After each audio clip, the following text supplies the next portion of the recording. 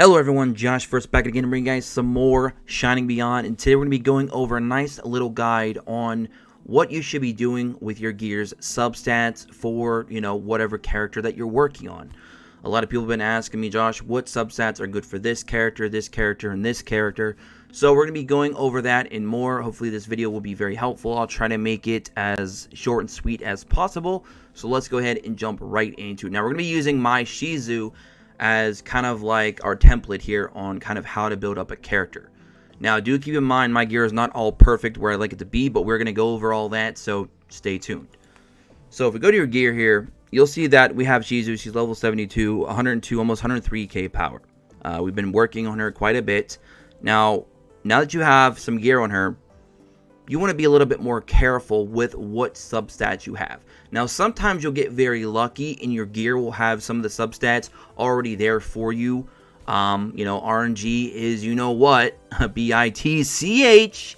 So sometimes RNG is not on your favor, so you'll have to use some of your, gear reroll tickets.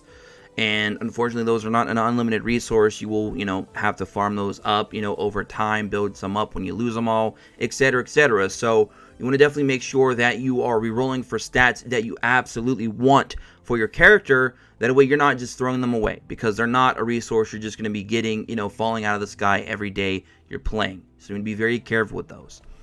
So now you know all that, let's go ahead and actually look at some of the gear and talk a little bit about what Shizu needs in particular and how you can apply that knowledge to all the characters that you currently own.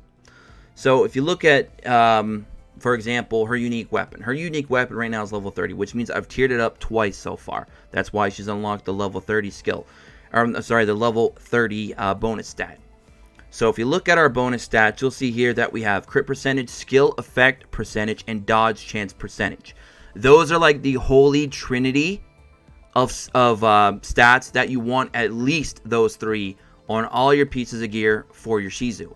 The reason being is you want her to do as much damage as possible, you want her to always crit, and you want her to dodge as much as possible because she is a rogue, which means she will be more of up-in-your-face type of character when it comes to combat. She's not going to be like an archer that's going to be chilling in the background, not taking as much damage, and she's not going to be tanking like, well, a tank or even some of the healers in the game. So she's going to be more one of those units just getting up there, doing a lot of melee damage, and meaning she's going to be taking a lot of physical abuse.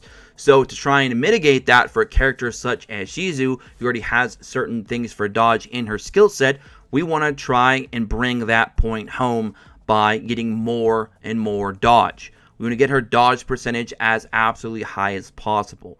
Skill effect, obviously tying into her skill percentages, we want to get that, those skill percentages be high as possible because we want to do as much damage as possible and utilize her skills as best as possible. So skill effect is more or less one of the most universals, I'd say, bonus stats in the game because it can be utilized on any character in the game. Some characters rely on it more than others, so keep that in mind. Just because it's more of a universal stat doesn't mean you should put it on every character, because some characters might want defense more, they might want more HP, they might want more base attack. Base attack is also not a bad one for Shizu as well, since she will always crit, and obviously crits are also scaled off of attack first and foremost.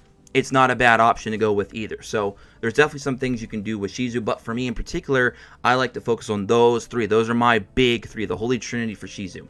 So if you look down here at her actual stats, you can see right now her skill effect percentage is at 26%. Her critical damage, because I did choose Stalker, we did get up to 143% critical damage at this moment. I can push that probably a little bit higher. Crit percentage 68.5. I'm not happy with that. I want to get that to 100. So with the use of runes, which we might cover those in another video, I might be able to get that up to 100%, or of course, gearing my gear up more. What I mean by that is, tiering it up to level 20, 30, 40, 50, etc., trying to make, more use of more of those bonus stats that I don't have available at this time. Because remember, until you tier up a piece of gear, you're limited on how many bonus stats you actually get. And I do apologize for the beginning of the video. I said substats. Hopefully that didn't confuse any of you, because in this game they're called bonus stats, but it's initially the same thing, just two terms for the same thing. So hopefully that didn't confuse too many of you. I probably should have covered it at the beginning, but hey, you only live once, right? So Now that you know what kind of substats you want for a character like Shizu, now we need to talk about why we want those stats. It's not simply just because, okay, she's a DPS, so let's give her attack, let's give her crit, let's give her crit damage.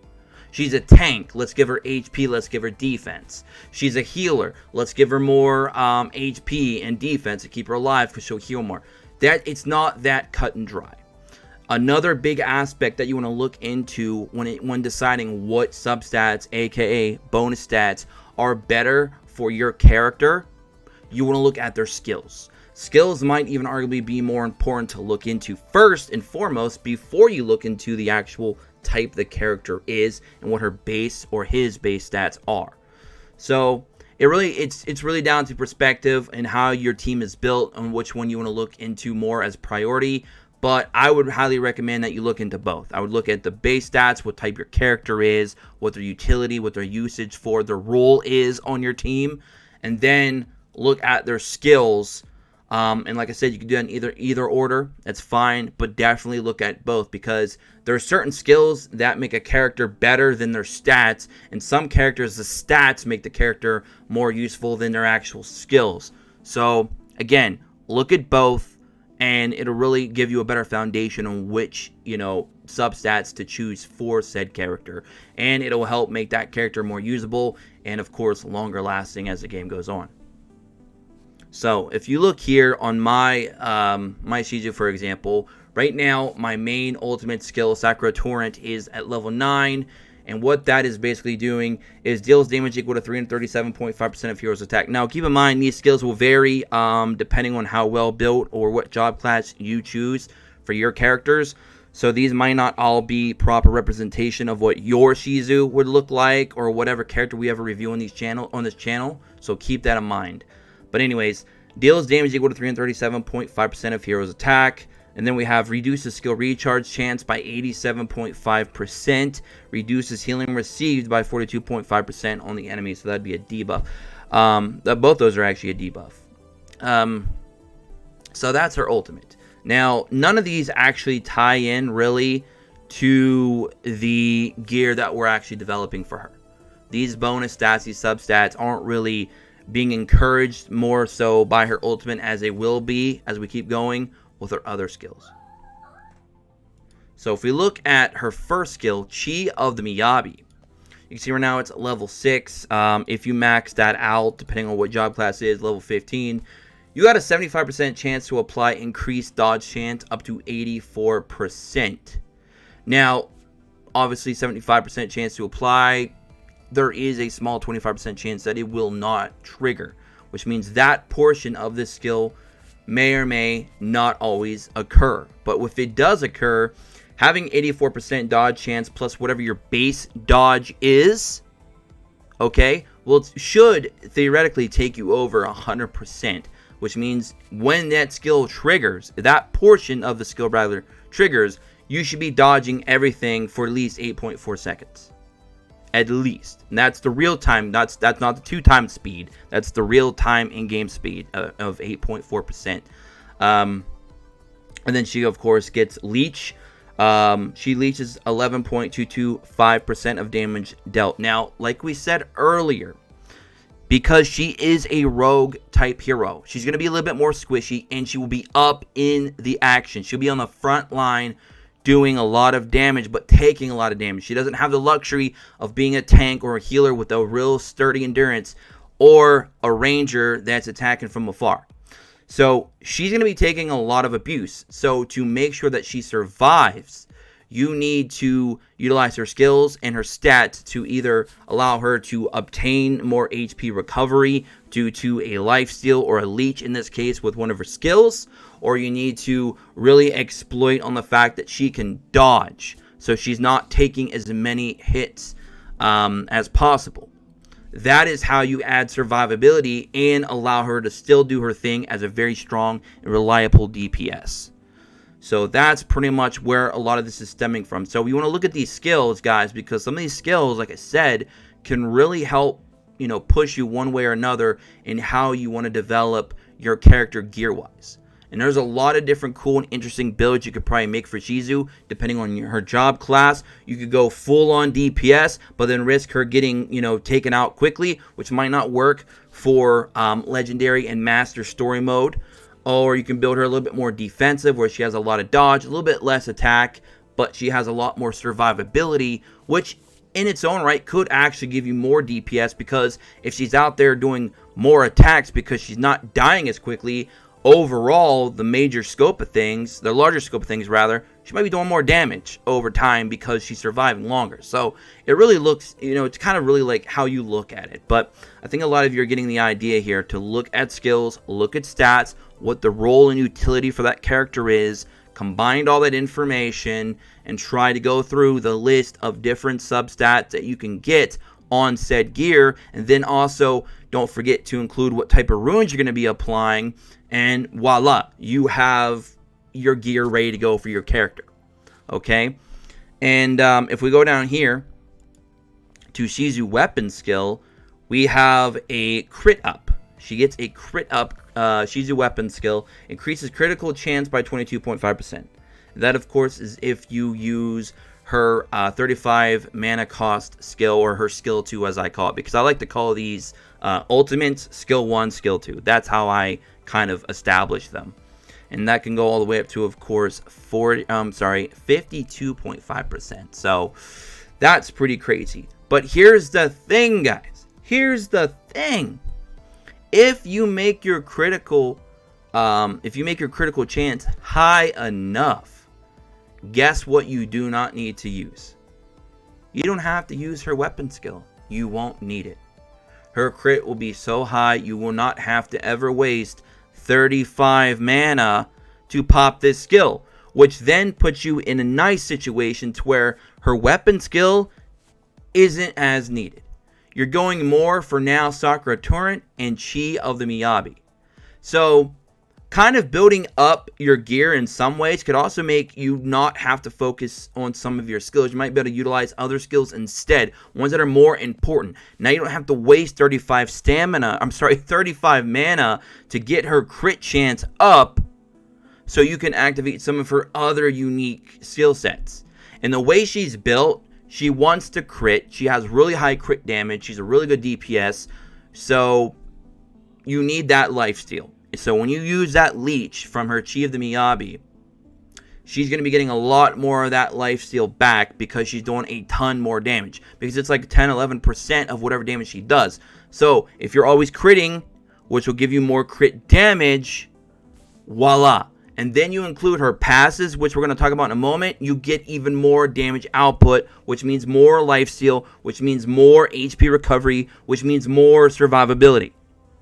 Okay, so Shizu is a really good case of showcasing how making your substats properly developed, with your runes included, you can actually take out one of the 3 skills and not have to worry about it. Now, I'm not saying this is going to work for every character, but for Shizu in particular, this will work out well.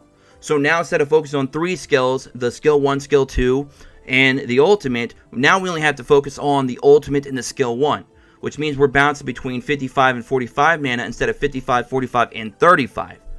Because now if we just wait an extra 2 or 3 seconds on like ×2 speed, we should be going into that Chi of the Miyabi almost consistently, or into her Sakura Torrent, and not have to focus ever on the Shizu weapon skill. So it's very, very nice. And we're going to be talking about why it's nice to have that crit, besides just getting that bigger lifesteal back for survivability right now. So let's go and skip Assault Rush. We'll come back to that one. Let's go to Wind Step, her other really solid passive. Why I like this one? There is no chance of it not going off. It's a 100% chance upon landing 5 critical hits. Well, guess what, guys? If you build your gear properly and you build it up enough and you get around 100% plus critical hit chance, you're going to be triggering this every single time you land 5 strikes, which is going to allow you to go all the way up to a nice whopping 22% increased attack, which of course will allow for your skills that are based on attack percentage to go up even better, to do more damage, to be more effective.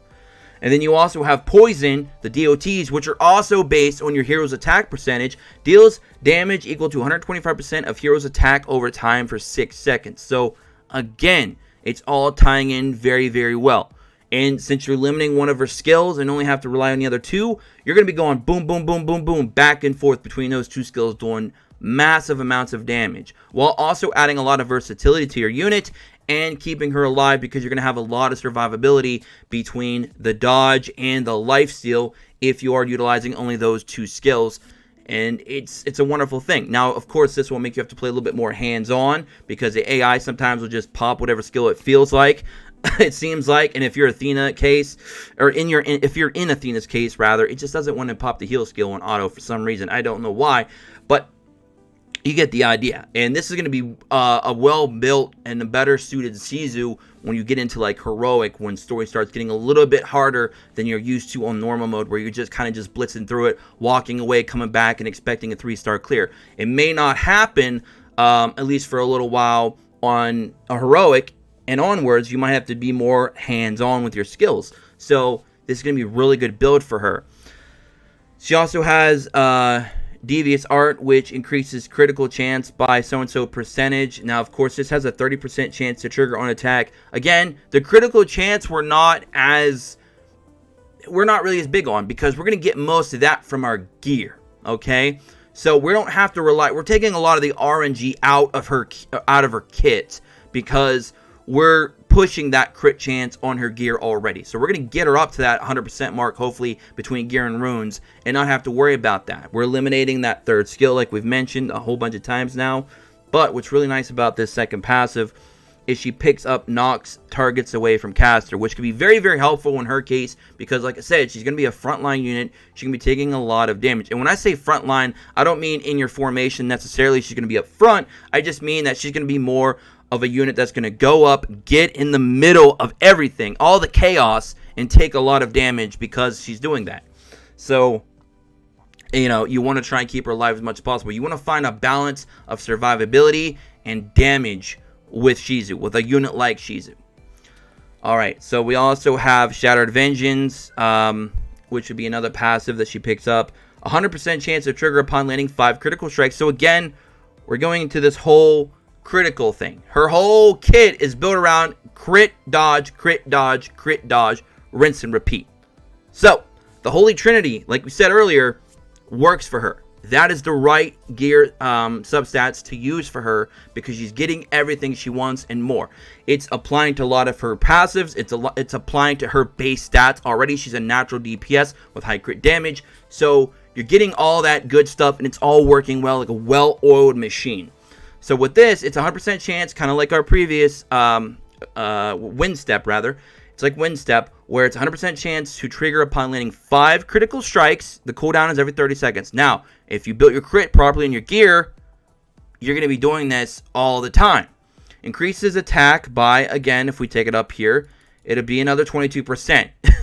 That's a lot of attack up. And reduces defense down on the enemy by 20%, so you're going to be doing more damage.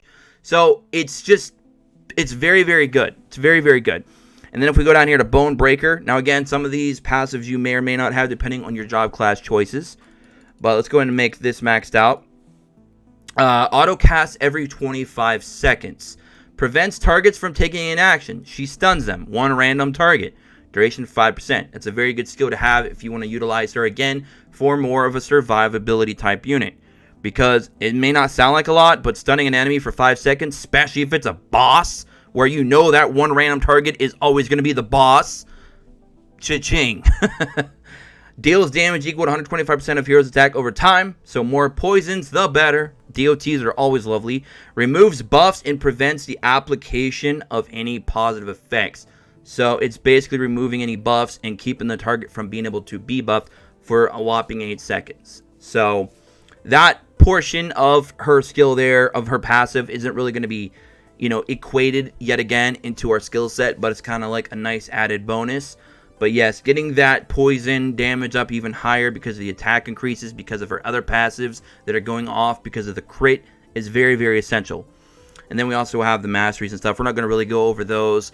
And you can see here that she has, we have Shadow and Tactics. which are giving her these nice additional stat effects. I don't know why it's taking forever to load, but you can see there, we're getting 18% crit from that. Base critical damage, 18%. Dodge chance, 18%. And then down here, we have skill effect, 5%. Crit chance, 5%. Dodge chance, 5%. So you're seeing that even her base stat increases that she's getting from her additional stats are also going well with the substats that we're developing for this character. So we're just basically taking what she already does and amplifying it as best we can. Now, I know this was a very long-winded video and we went over a lot of different stuff. We've been kind of strayed away from the point slightly, but hopefully we turned it back around and got back on point, because I wanted to really just kind of dive deep into my mindset of how I'm developing up my Shizu, and hopefully you guys can take that information and apply it to your Athenas, your Artemis, your Canes, your Theas, your Lucille's, your Emikos, your other popular characters that you're probably building your teams around, and hopefully you can kind of find what stats work best for those characters. So just to quickly recap before we get out of here, make sure you guys are checking out their stats, their base stats, their utility, you know, what their role is on your team. What are they meant to be doing? Are they meant to be an attacker, a defender? Are they meant to be a healer? Are they a hybrid? Do they do 2 or 3 different roles? Are they an ultimate support type unit? Are they a buffer, a debuffer? What are they? When you establish that, then you look at their stats, and then you look at their skills. You go through every skill and even look at some of the skills from jobs that you plan to go to.